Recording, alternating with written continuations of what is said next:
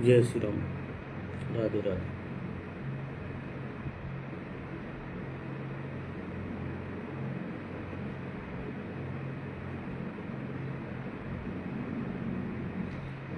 आज हम भगवान के नाम की महिमा बताने वाले हैं।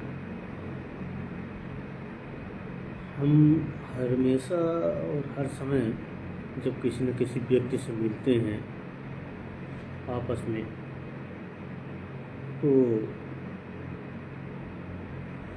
हमेशा यही शब्द कहते हैं कि राम राम। राम राम तो कह दिए हमने, राम राम का मतलब भी होना चाहिए, उसका महत्व भी पता होना चाहिए। ये दो ही शब्द में हम राम राम को समापन शब्द को मान लेते हैं। राम राम दो ही शब्द ही बोला जाता है अधिकांश किसी भी व्यक्ति विशेष से मिलने पर। या हम किसी साधु महात्मा से मिलें तो राम राम महाराज जी, या किसी भी व्यक्ति विशेष से मिलते हैं तो राम राम अमूमन हम लोग कहते हैं। और दो ही शब्द राम राम कहने से संपूर्ण शब्द भी बनता है, पूर्ण ब्रह्म सूचक भी माना जाता है। अब ये पूर्ण ब्रह्म सूचक अगर हमने बोल दिया, माना भी जाता है, तो इसका मतलब भी होना, जानकारी होनी चाहिए सबको। मेरा बोलना तो एक शब्द हो गया कि हमने बोल दिया पूर्ण ब्रह्म सूचक शब्द है। तो हम हमेशा अपने जीवन में, हम सब राम राम अपने जीवन में 2 बार कहते हैं। जब एक या दूसरे से मिलते हैं तो हम 2 बार राम राम अपने जीवन में कहते हैं। अब इसका उदाहरण हम दें, जैसे कि आपको बता दें, आ एक मात्रा 2 है, मतलब आ की मात्रा 2 में आती है। हमने हमेशा देखा होगा आ 2 मात्रा में आती है। मात्रा के हिसाब से देखा जाए तो हमारे जो शब्द वर्ण के हैं उस हिसाब से हम ले रहे हैं। और अक्षर की मतलब आ की मात्रा 2 अक्षर की होती है। आ की मात्रा 2 अक्षर की होती है। और माँ 25वां अक्षर में आता है।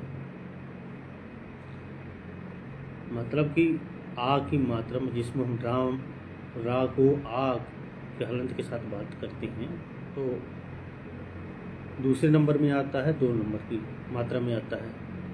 और माँ 25वां नंबर में आता है, अक्षरों में आता है वो। अतः इन सबको मिलाकर, मतलब 2 + 25 को मिलाकर, और इसमें एक चीज़ और देखा जाएगा। हमने मात्राएं तो ले ली 2, भाई आ में 2 की मात्रा आ गई और माँ में 25वां की आ गई।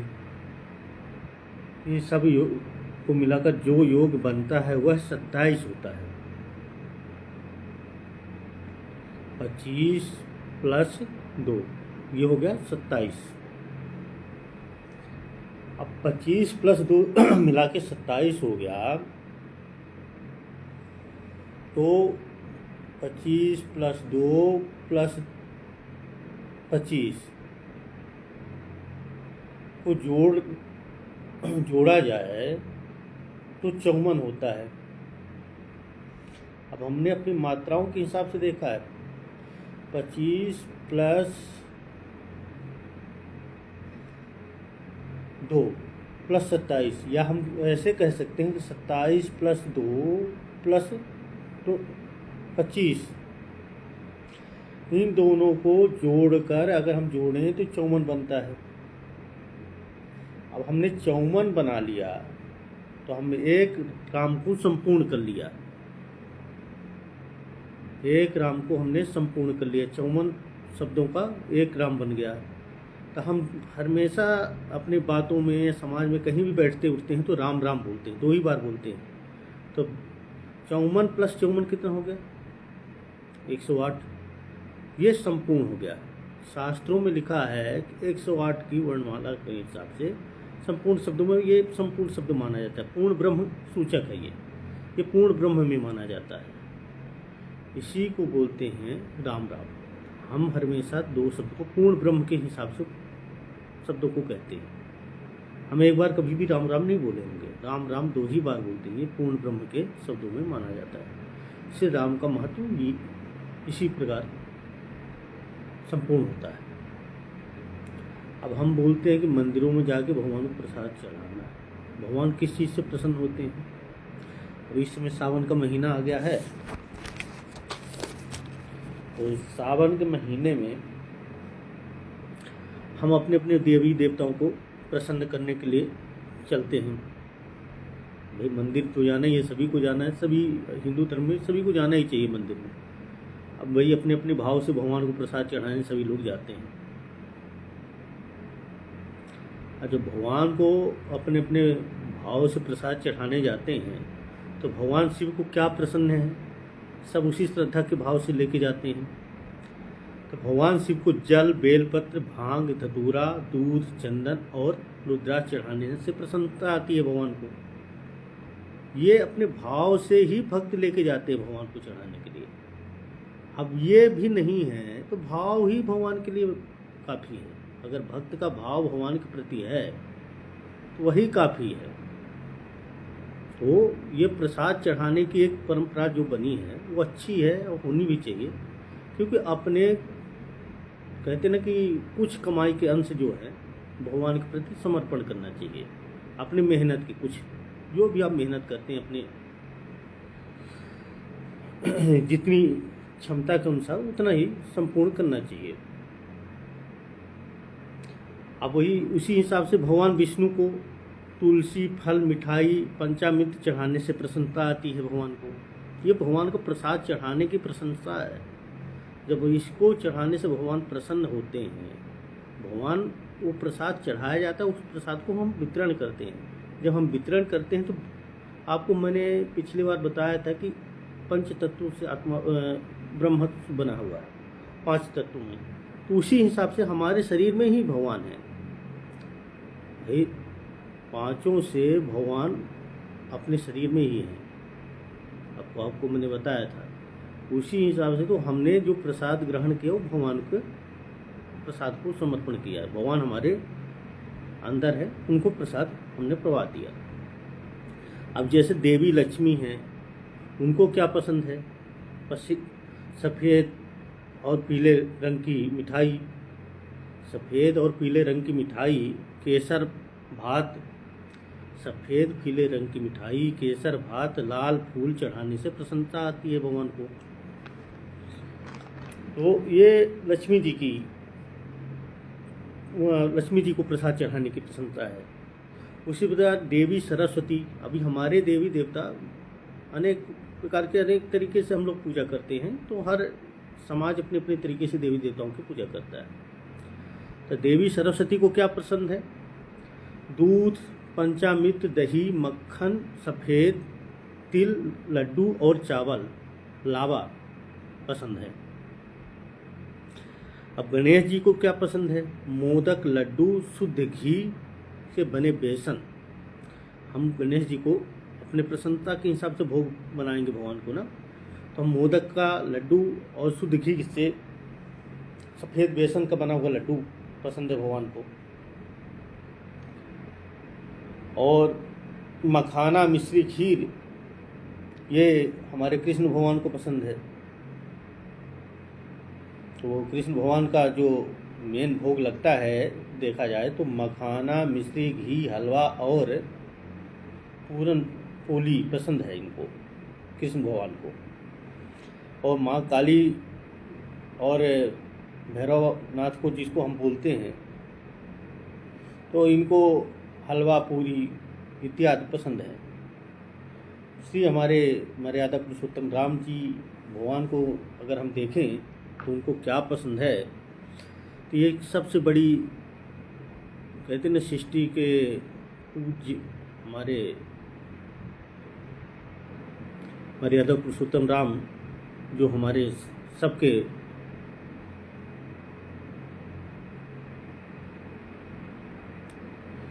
पूजनीय हैं, उनको केसर भात और धनिया का भोग पसंद है। इस हिसाब से अगर हम देखें तो भगवान की पूजा की पद्धति अपने अपने तरीके से हम करते हैं। तो भगवान की पूजा की पद्धति को अनेकों तरीके से किया जा सकता है। तो अभी हमने कुछ शास्त्रों में पढ़ा था कि आत्मा से भी श्रेष्ठ, जिसको हम मान सकें, अब या बोल भी सकते हैं कि आत्मा से भी श्रेष्ठ मन है। मन कब विचलित हो जाए ये आत्मा को भी नहीं पता है। हमने मन के बारे में इसलिए चर्चा भी की क्योंकि हमने कहीं भी पढ़ा था कि मन मरते दम तक कभी भी विचलित हो सकता है।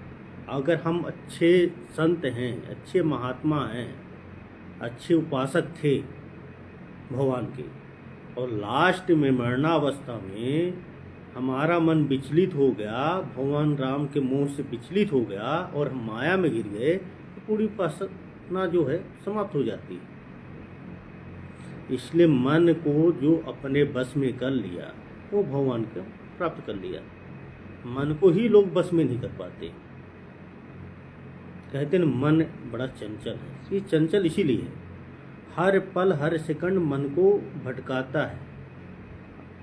मन हर सेकंड हर पल इंसान को भटकाता है। कुछ पल आपको ऐसा लगेगा कि ये मोह माया है, इसको सबको त्याग देते हैं।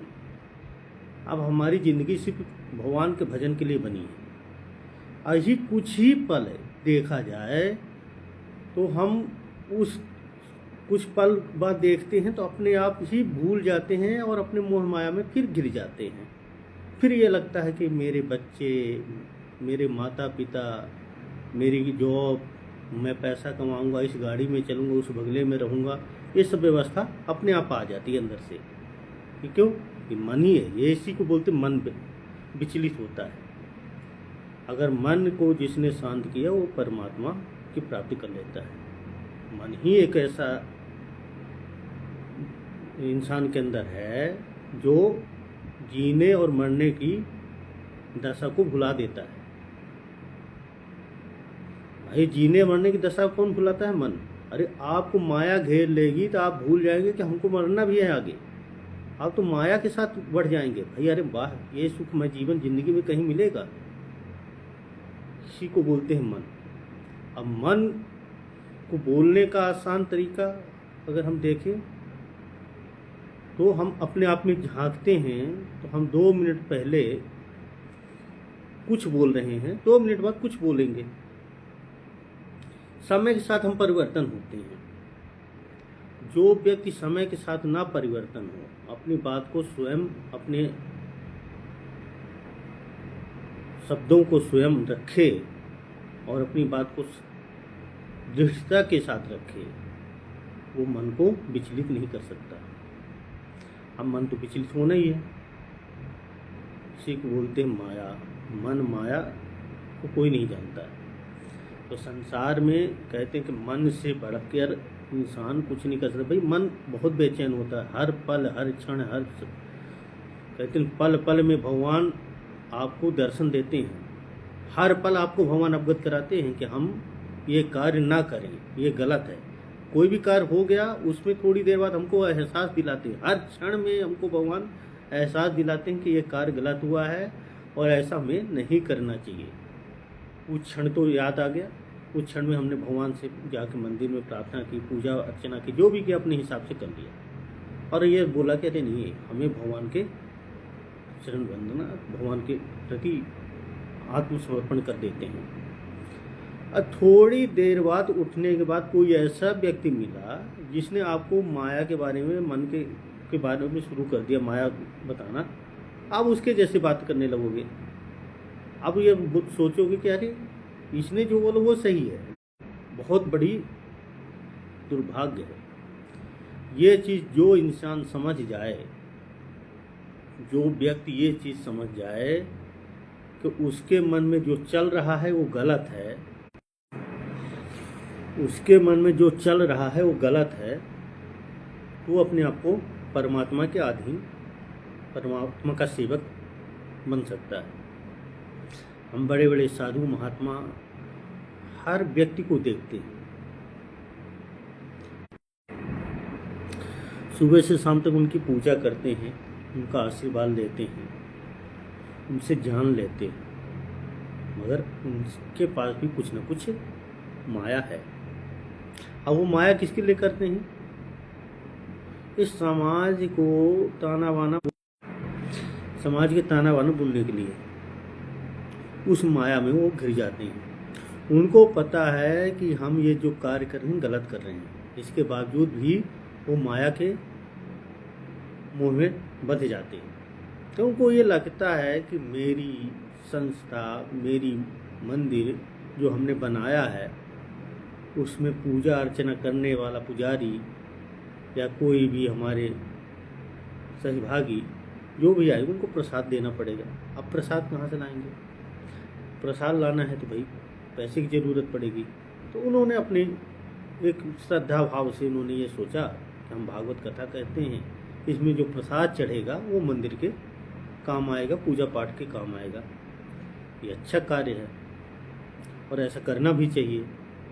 मगर ये करते करते वो इतने माया में घिर जाते हैं तो उनको यही नहीं पता चलता कि वो जिस कार्य के लिए निकले थे, जिस कार्य के लिए उन्होंने वैराग्य लिया था, वो कार्य करने का कार्य जो है वो भूल गए हैं।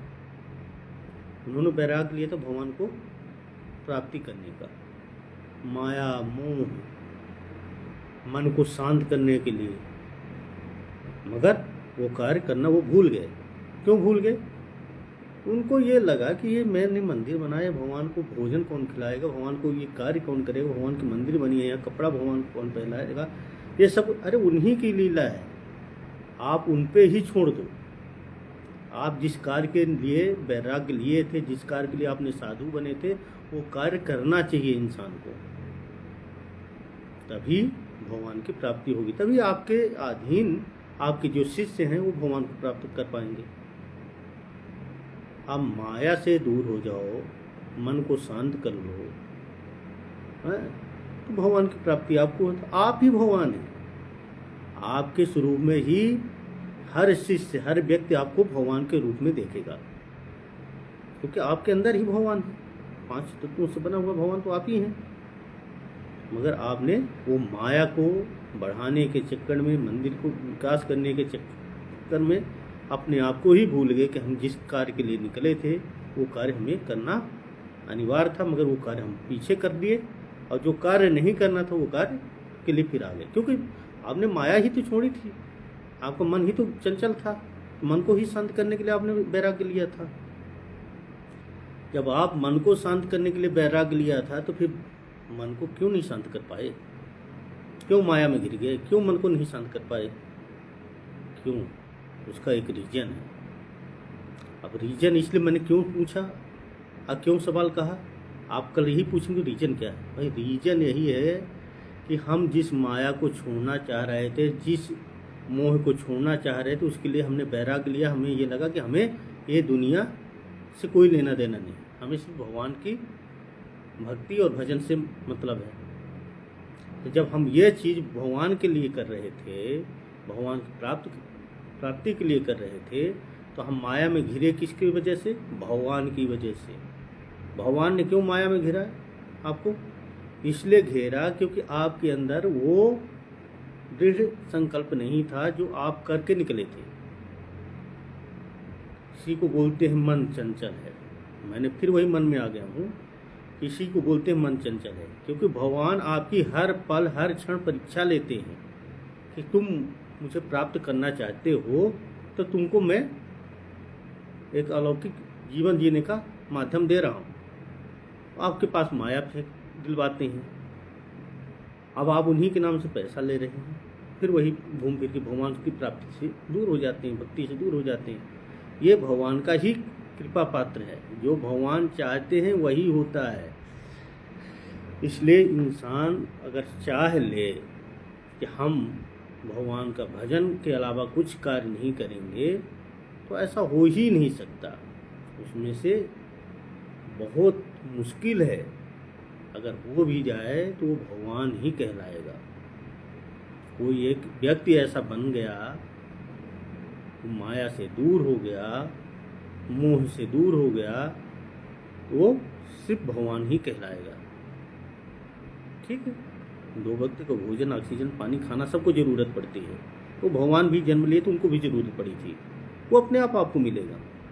मगर भगवान के नाम से, भगवान के कार्य के नाम से, भगवान के मंदिर के नाम से, भगवान के कार्यक्रम के नाम से जो हम लेते हैं वो गलत है। वो अपने आप अगर शिष्य देता है कि उसको ये लगता है कि हम कुछ योगदान अपने भगवान के कार्य के लिए, ये प्रभु, ये महात्मा के सहयोग से हम दें, वो सबसे अच्छा कार्य माना जाता है। इसलिए इंसान को माया, मोह से दूर होना चाहिए। अब भगवान, अगर हम बोलें तो भगवान क्या है? हम कहते हैं भगवान, अरे भगवान है। अरे भगवान क्या है? भगवान अपने शरीर के अंदर है। भा से भूमि, अगर भगवान को देखें तो भा से भूमि,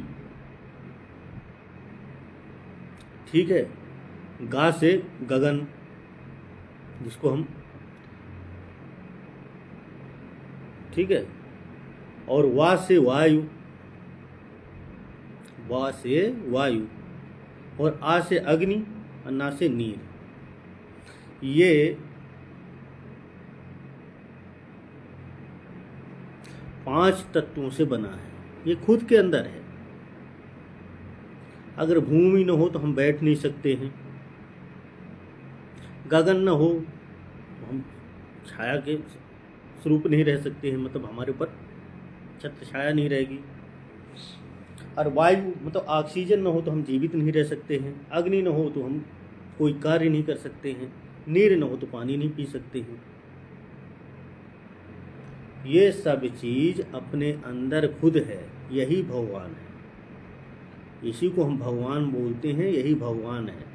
इसी को प्रसाद ग्रहण कराते हैं, प्रसाद चढ़ाते हैं, भगवान स्वयं है। तो स्वयं भगवान नहीं कह सकते। ये आत्मा, हम खुद को शरीर, ये शरीर के अंदर है, तो स्वयं को हम भगवान नहीं कह सकते। एक मिट्टी है, ये सब समाप्त हो जाएगा अपनी अपनी जगह में। मृत्यु के बाद सब अपनी अपनी जगह पे चला जाता है। तो ये 5 तत्वों से बना हुआ शरीर है।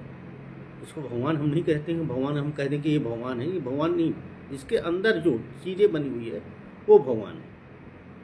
और इसके अंदर एक तो मन भी है ना, माया भी है। तो ये कैसे भगवान हो सकता है? ये भगवान नहीं। भगवान इन चीज़ों से बने हुए हैं। वो चीज़ हमारे शरीर के अंदर भी है, उसी से हम चल रहे हैं। ब्रह्मांड, भाई मस्तक को ब्रह्मांड बोलते हैं। तो ये सब चीज़ें अगर हम देखें तो संस्कृत शब्द से भगवान निकला हुआ है। तो हम हर एक चीज़ को हर समय, हर पल कुछ न कुछ कार्य करते रहते हैं। इंसान का विचार एक जैसा नहीं होता है। जो इंसान जितने प्रकार व्यक्ति से मिलता है, उतने प्रकार का बात रखता है। एक कहावत है, जैसी संगत वैसी भंगत। जैसा दोस्त मिलेगा वैसे ही वो कार्य करेगा। भगवान और सुदामा की दोस्ती देखा जाए तो भगवान कृष्ण का, कहते हैं ना कि कृष्ण के दोस्त भगवान थे। कृष्ण के दोस्त जो थे सुदामा थे। जो कृष्ण के दोस्त थे सुदामा थे। तो भगवान जो थे कृष्ण थे। तो सुदामा को ये पता नहीं था कि हमारे जो दोस्त हैं वो भगवान हैं। मगर वो उन्हीं का जप, उन्हीं का पूजा पाठ, उन्हीं की सुबह से शाम तक भोग लगाना जो भी है वो उन्हीं के कार्य वो करते थे। मगर वो सिर्फ दोस्त की भावनाओं से देखते थे। तो वो उतने ही संगत में थे जो जैसा था। तो इसलिए इंसान को हर एक चीज़ अपने विचार को सोच समझ के रखना चाहिए। किसी व्यक्ति को अपनी बात कहना और बताना दोनों अलग अलग चीज़ है। अगर हम किसी को अपनी बात बता रहे हैं या कह रहे हैं तो उसको रखने और कहने का तरीका अलग अलग हो सकता है। समझने वाला कौन से भाव से समझेगा, उस भाव के हिसाब से रखा जा सकता है। हम हमेशा ये देखते हैं कि सत्य को बोलने के बजाय झूठ की लपेट के साथ अपनी बात को रखते हैं, क्योंकि अगला मुझसे रूठ न जाए, अगला हमसे नाराज ना हो जाए, मेरी दोस्ती में कोई मनमुटाव ना हो जाए, मेरा पड़ोसी नाराज ना हो जाए, तो हम उसी के तरीके से बात करते हैं। जहाँ समूह बढ़ा उसी तरीके से हम पलट गए। क्यों? सत्य बात को बोलने में कड़वाहट होती है। सत्य बात अगर हम बोलेंगे तो उसमें कहीं न कहीं हमको मात खानी पड़ेगी। आज का जो कलयुग है वो झूठ के लपेट में ज़्यादा चलता है। हर 2-2 मिनट में लोगों को अपनी बातों को घुमाना, बहलाना, फुसलाना हर 2-2 मिनट में लोगों को आता है। आपके जैसे आपको, दूसरे के जैसा दूसरे को, मतलब एक दूसरे को कहते ना ऊपर नीचे चढ़ाना। आज के युग में लोग क्या सोचते हैं कि एक दूसरे को चढ़ा दो, एक दूसरे से भिड़ा दो, एक दूसरे से लड़ा दो और उसको देख के मज़ा लेते हैं। पहले ऐसा नहीं था। पहले अगर किसी पड़ोसी को कष्ट हो जाता था तो एक पड़ोसी दूसरे पड़ोसी को सहयोग के लिए खड़ा हो जाता था। सुबह गांव में कोई भी अगर कष्ट हुआ है, किसी के घर में आग लग गई, किसी के घर में पानी आ गया, तो एक दूसरे के घर को मदद करने के लिए लोग जाते थे। मगर आजकल नहीं होता है। आजकल अगर किसी के पड़ोसी के घर में पानी घुस गया बरसात का, तो उसके घर में लोग नहीं जाएंगे। दूर से देखेंगे, अरे हो गया, पानी ही तो गया, देखो घर डूबेगा, तब तो पता चलेगा उसको बड़ा घमंड था। क्यों? पड़ोसियों से कंपटीशन। ये जो इंसान अपने आप को भूल गया है कि हम इंसान हैं, वो माया से घिर गया है। वो इतना माया से घिर गया है कि जितनी माया उसके अंदर आती है, जितनी तरक्की होती है, उस तरह ही उसका बुद्धि क्षीण होता है, विकास उसका। इंसान, हर इंसान को अपनी अपनी सोच, अपने अपने विचार अपने तरीके से रखना चाहिए। ऐसा नहीं है कि नहीं रखना चाहिए।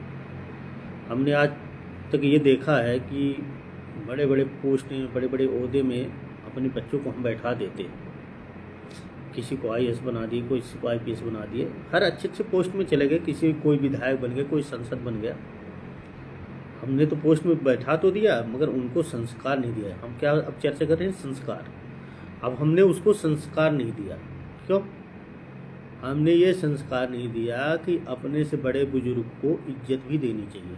आपकी चेयर की गरिमा है, आप चेयर से ना उठें, मगर आपके सामने बैठा हुआ व्यक्ति को 2 चेयर सामने रखी रहती है, उस चेयर में तो बैठा सकते हैं। ये जरूरी नहीं उस व्यक्ति को खड़ा रखें। वो भी तो आपसे बड़ा है, उम्र में बड़ा है, आपके पिता के समान है। तो यहाँ कोई भी फरियाद लेके गया कलेक्टर साहिबा के पास या कलेक्टर साहब के पास, वो कितना भी बड़ा उम्र में दराज हो, अब यंग लड़का है, आज से 5 साल का जॉब हुआ है उसको, 5 साल के अंदर उसने इतनी हौसले बन गए हैं कि वो सामने वाले व्यक्ति को बैठने के लिए नहीं बोलता। ठीक है, आप अपनी चेयर से ना उठें। आपकी चेयर की गरिमा है, आपकी चेयर की इज्जत है, और आप जिस चेयर में बैठे वो चेयर में आप अपनी काबिलियत से बैठे थे। मगर आपका भी फर्ज होता है कि किसी भी व्यक्ति को उसका भी सम्मान है, उसको भी सम्मान देना आना चाहिए आपको। आप उसको बैठाएं, चाहे ना पिलाएं, अच्छी बात है, चाय ना पिलाएं, उसको पानी ना पिलाएं, मगर उसको चेयर में तो बैठा सकते हैं ना। चेयर में बैठाएं, उसकी बात सुने, बात सुनने के बाद उसको आश्वासन दे कि आपका कार्य होगा या नहीं होगा। कम से कम वो शांतिपूर्वक तो अपने वहाँ से चला जाएगा। मगर आजकल क्या होता है लोगों के अंदर, कोई भी अपनी समस्या लेके जाता है, चाहे पुलिस प्रशासन के पास जाए, चाहे प्रशासनिक प्रशासन के पास जाए, हर जगह उनको नकारात्मक देखने को मिलता है। हर व्यक्ति को नकारात्मक शब्द मिलते हैं। क्यों? उनको प्रेशर, बोलते हैं हमको प्रेशर रहता है। किस चीज़ का प्रेशर रहता है? आप जब एग्जाम दिए थे तब प्रेशर से ही एग्जाम देके गए थे ना भाई। 100 वैकेंसी में लाखों के एग्जाम में बैठे हुए थे व्यक्ति, 100 ही आदमी उसमें चुने गए थे, लाख नहीं। आप प्रेशर के साथ ही एग्जाम दिए थे भगवान का, वो सॉरी, एग्जाम प्रेशर के साथ दिए थे IAS IPS का। आप जब प्रेशर के साथ एग्जाम दिए थे, एक बार में नहीं सिलेक्शन हुआ था आपका, कई टर्म देने के बाद 3 टर्म देने के बाद बड़े मुश्किल से सिलेक्शन हुआ था। जब वो प्रेशर आपने झेला था, तो ये नॉर्मल प्रेशर है। आम जनमानस अपनी समस्या लेके जाता है, और उसी प्रेशर आम जनमानस की समस्या को हल करने के लिए आपने एग्जाम दिया था। आपके पिताजी भी उसी प्रेशर से गुजरे हुए थे। उन्होंने सोचा होगा कि हम अपने बेटे को इस लायक बनाएंगे कि जो समाज की सेवा, आम जनमानस की सेवा करेगा। मगर आपने उनके संस्कार का पालन नहीं किया। आप पोस्ट में ओहदे में पहुंच गए, मगर आपने वो संस्कार आप भूल गए, अपने पिताजी का संस्कार दिया हुआ भूल गए। मूल मेरा कहने का बात ये थी कि हम अपने प्रशासन से उम्मीद करते थे कि हमारी प्रशासन जो है, हमारे जो चेयर में बैठे हैं IAS IPS अधिकारी, हमारी बात सुनेंगे, तो कम से कम उस काबिल हम रहें। हम कार्य कर पाते हैं नहीं कर पाते वो बहुत दूर की बात है। कार्य होने में टाइम लग सकता है, मगर आश्वासन देने में टाइम नहीं लगता। आश्वासन अपनी बात पे देना है, अपने समय के साथ देना है। कम से कम जनता को ये खुशी होगी ना कि हम वहाँ साहब के पास गए, IAS अधिकारी जो थे हमारे साहब, कलेक्टर साहब थे, वो डिस्ट्रिक्ट कलेक्टर थे, उनके पास गए, हमने ये बात रखी, उन्होंने बोला कि आने वाले समय में ये कार्य करेंगे। आश्वासन भी दिया तो उसको कार्य कराना आपका कर्तव्य भी है। अगर कराने लायक है तो आप कराइए, नहीं कराने लायक है उसको कोशिश करिए कि आगे कार्य करवाया जा सके। अब बहुत दूर मत जाइए। हम कई जगह देखे हैं कि पुलिस प्रशासन के पास लोग छोटी छोटी अपनी कंप्लेन लेके जाते हैं। अब पुलिस प्रशासन के पास कंप्लेन लेके तो चले गए, मगर वहाँ लोगों को सुनने या सुनाने का टाइम ही नहीं मिलता। प्रशासन के अंदर इतना टाइम नहीं है कि उसकी समस्या तो सुन ले। जो समस्या सुना रहा उसी की बात को अधूरी सुन के उसी पे गाज गिरा देते लोग। ये भी तो गलत है। आप पहले उस पोस्ट में पहुँचे तो आपको उस विवेक लायक बनाया गया है, आपको उस काबिल बनाया गया है कि आप उस कार्य को करें। अपना विवेक को तो यूज करें कि हम ये कार्य करेंगे या ना करें, इसकी बात तो सुन ही सकते हैं। आप वहाँ बैठाएं, उसकी बात सुने, आश्वासन दें। अगर ऐसा करने से लोग दूर हो जाते हैं। हमने ये देखा कि कुछ ऐसे विभाग हैं, जैसे अपनी भारतीय सेना, अगर हम देखें तो अपनी भारतीय सेना एक ऐसी संस्था है कि वहाँ आप कोई भी व्यक्ति जाता है उसको सम्मान से बैठाया जाता है, सम्मान से उसकी बात सुनी जाती है, समस्याएं सुनी जाती है, उनका आदर किया जाता है। तो वहाँ जब लोग जाते हैं तो वो बोलते हैं कि ये भी एक संस्था है, ये भी एक संस्था है और एक ही ये संस्था, तीनों संस्था का वर्णन करते हैं। तो उनको अच्छा ये लगता है कि भारतीय सेना अच्छी है।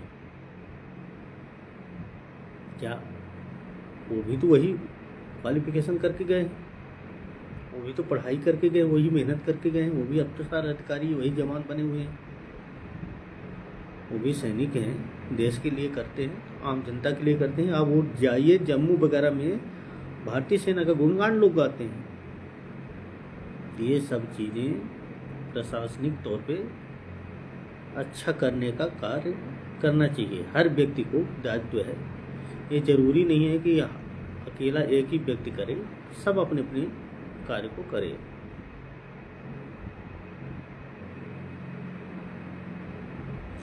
इस तरीके से हर एक बात को रखने का प्लेटफॉर्म अलग अलग है। हम तो एक वर्बली बात रख रहे हैं आप लोगों से, और मेरा सिर्फ कहने का मतलब यही था कि ये जो समाज है, दुनिया को हम देखते आ रहे हैं, इसमें सुधार खुद को लाना चाहिए।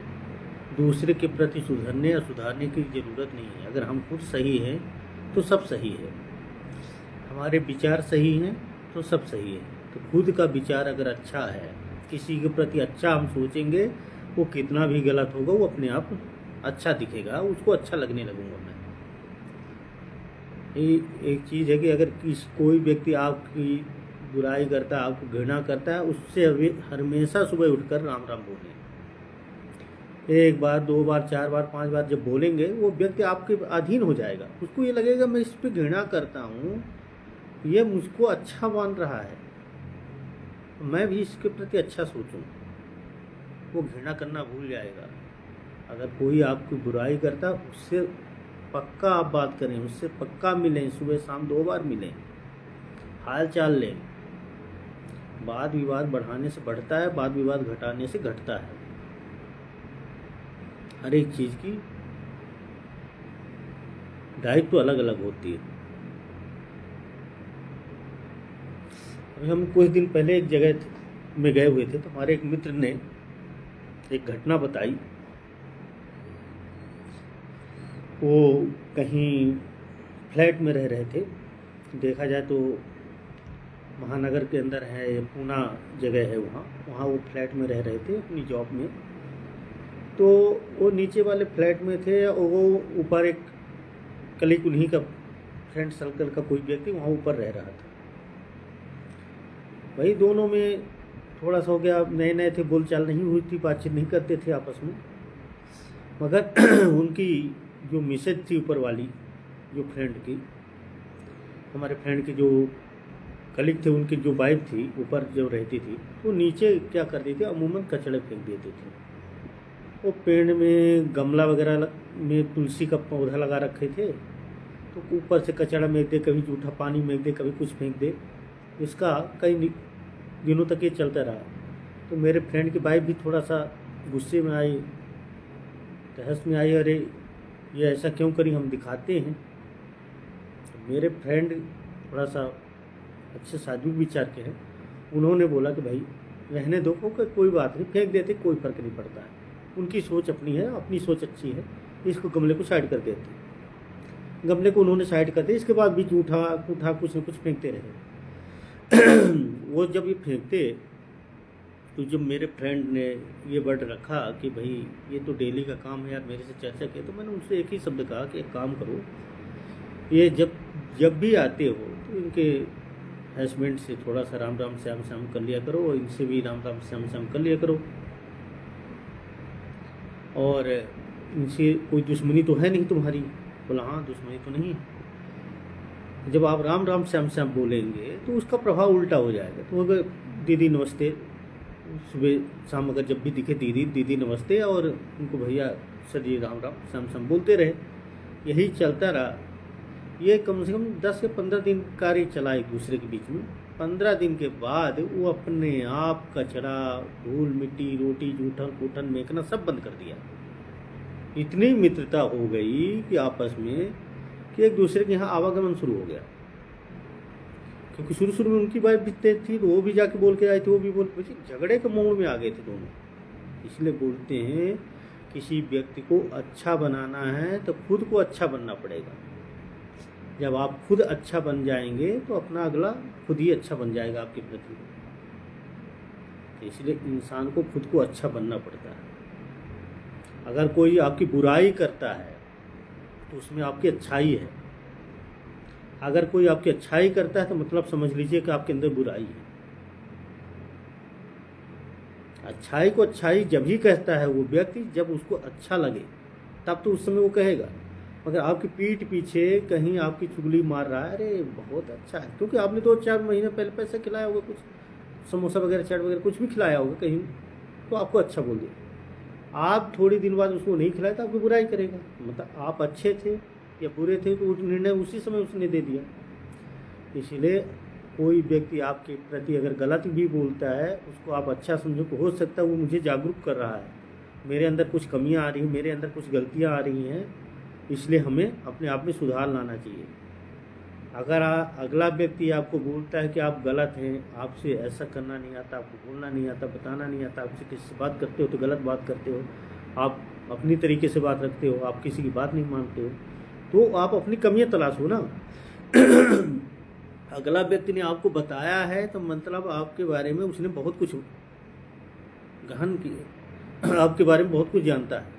तब ना आपके बारे में बता रहा है। तो आप अपने आप में सुधार लाओ, अन्यथा ये ना करो कि उसको वहाँ पे जवाब दो, तुम ऐसे कैसे बोल दिए, तुमने ऐसा कैसे कह दिया। ये बुरा शब्द आप ही बनाओगे, आप ही अच्छा बनाओगे।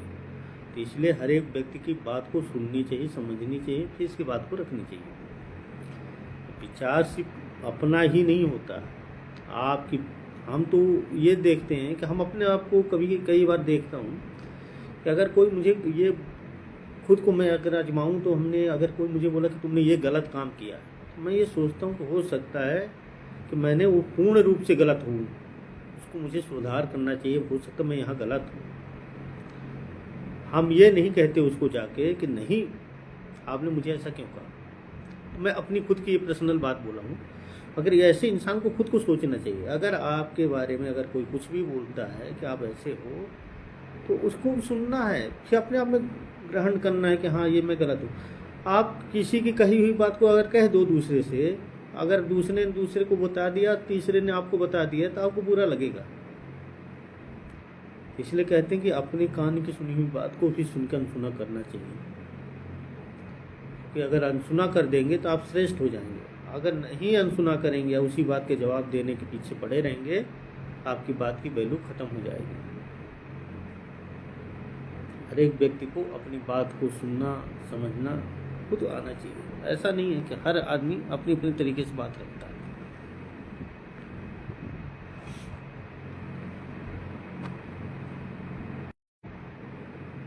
विश्वास, अभी हम विश्वास के बारे में चर्चा करेंगे। विश्वास कैसे जागृत होता है। अगर हम विश्वास के बारे में चर्चा करें तो हम देखें कि विश्वास इंसान को बनाने में बहुत टाइम लग जाता है। अभी हम विश्वास के बारे में चर्चा करते हैं। विश्वास बनाने में इंसान को बहुत टाइम लगता है।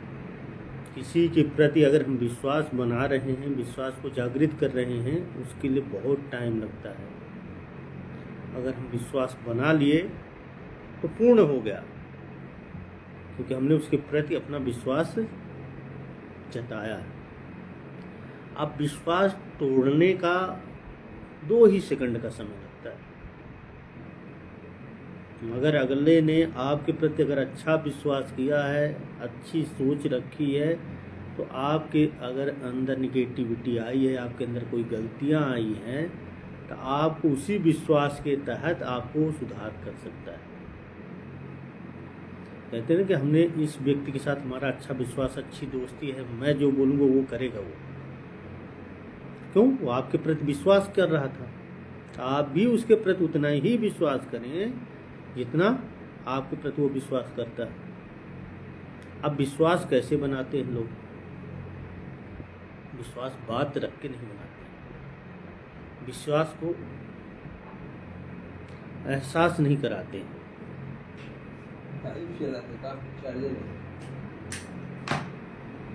विश्वास को एहसास नहीं कराते, विश्वास को बात रख के नहीं बताते कि हमारा ये विश्वास करो, हम ये बात सही कह रहे हैं। विश्वास एहसास से होता है। किसी चीज़ का एहसास अंदर से आए तभी विश्वास बनेगा। अब एहसास कैसे आएगा? आप अपने कर्तव्य का पालन करेंगे, उसके प्रति उसका कर्तव्य को अवगत कराएंगे और अपने दायित्व को निर्वाह करेंगे, जिससे उसको ये विश्वास हो जाए कि आप उसके लिए तत्पर खड़े हैं। अब विश्वास हर एक व्यक्ति का अलग अलग व्यवहार के हिसाब से बनता है। पति पत्नी का विश्वास अलग होता है, दोस्त का विश्वास अलग होता है, माँ बाप का विश्वास बेटे के साथ अलग होता है। ठीक, इन सब का विश्वास अपना अपना अलग अलग नज़रियों से देखा गया है। अगर विश्वास डगमगा गया इंसान का, पूरी जिंदगी खराब हो जाएगी। अगर विश्वास इंसान का डगमगा गया तो पूरी जिंदगी खराब हो जाएगी। अब विश्वास डगमगाता किस बात में है? कोई भी बात को रखना है, उसका रखने का तरीका सही हो तब तो ठीक है। अगर हमने बात रखी है, उसका तरीका ही गलत है, अगर हमने बात रखी है उसका तरीका ही गलत है, तो विश्वास डगमगाएगा ही। किसी बात को रखने का एक अपना अपना तरीका है, और हर तरीके के हिसाब से हम देखें तो उसको हम हर तरीके से अच्छा ढंग से भी रख सकते हैं, ऐसा नहीं है।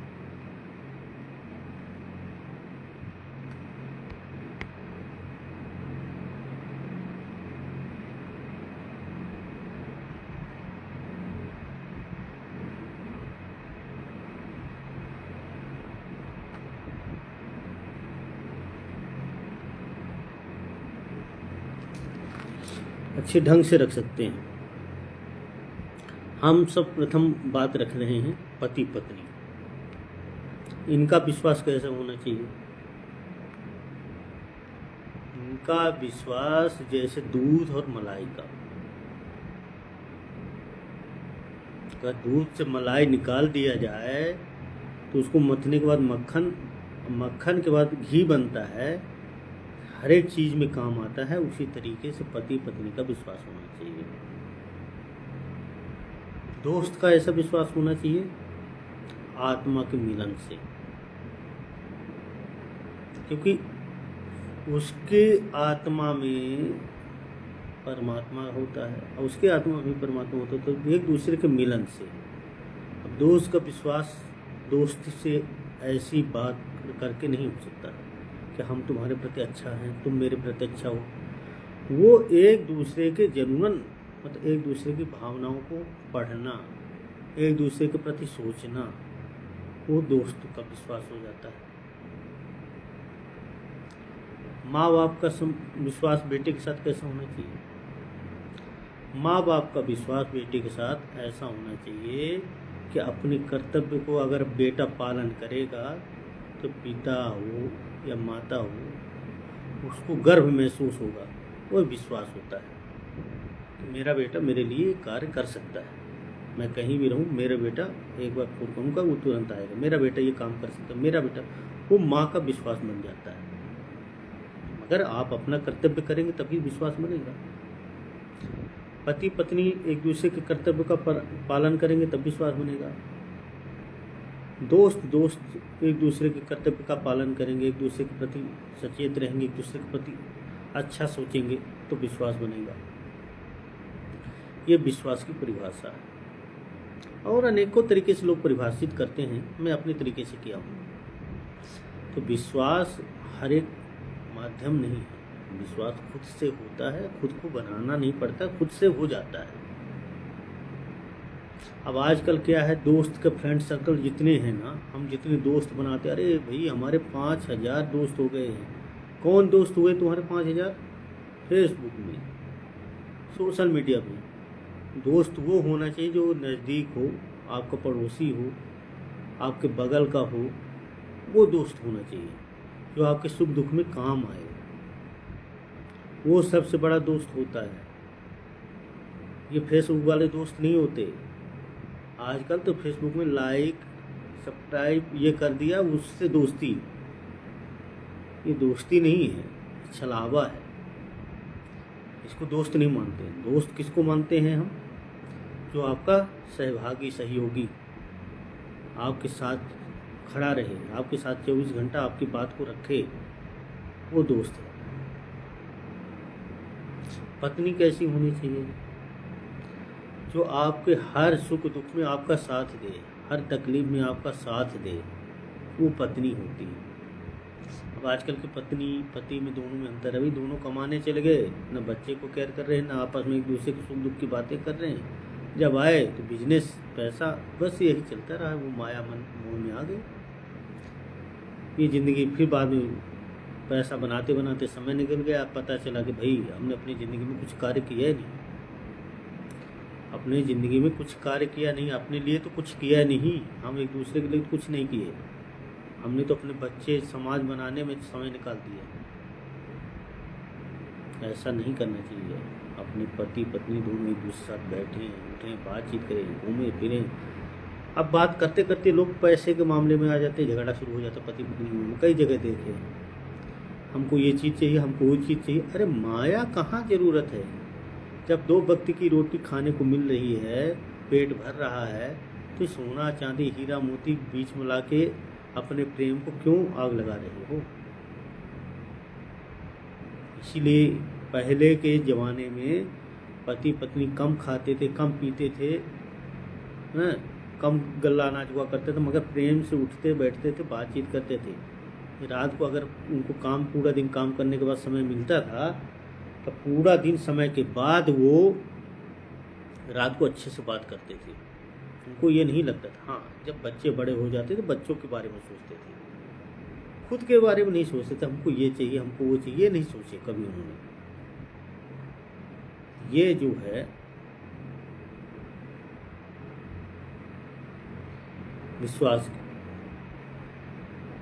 प्रेम, इस चीज़ों को देखा जा सकता है।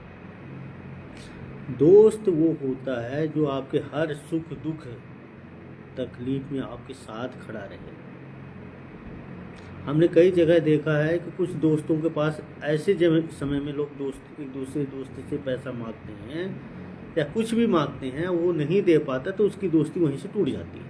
ये नहीं समझ पाते कि एक जैसा समय कभी नहीं होता इंसान का। समय बदलता रहता है, इंसान बदलते रहते हैं, समय बदलता रहता है। हो सकता है उस समय उसके पास ना रहा हो, उसने मना कर दिया, तो ये अन्यथा ना लें उससे दोस्ती तोड़ के कि अरे हम भी तो देख लेंगे, ये गलत है। हो सकता